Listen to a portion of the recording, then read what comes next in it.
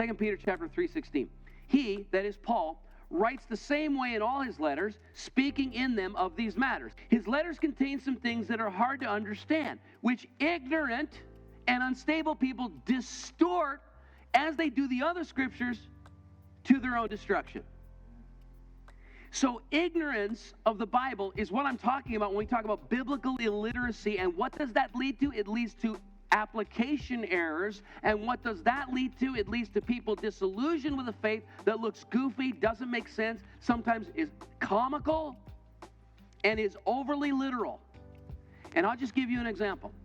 Right now today, it's Sunday. And on the East Coast, it's probably we're into the afternoon already.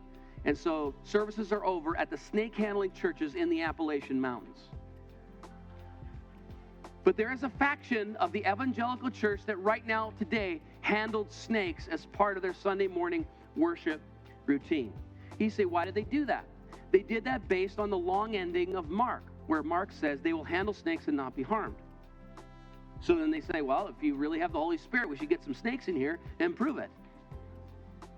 And then that's what they do on a regular basis. Well, basically, they're going off of what is now the long ending of Mark. And almost every scholar believes that Mark's gospel actually ends at verse 8 and does not continue. But it ends very abruptly. So later scribes came along, and we know this by manuscript evidence. Only very late manuscripts contain the long ending of Mark, which has the line, they handled snakes and were not harmed.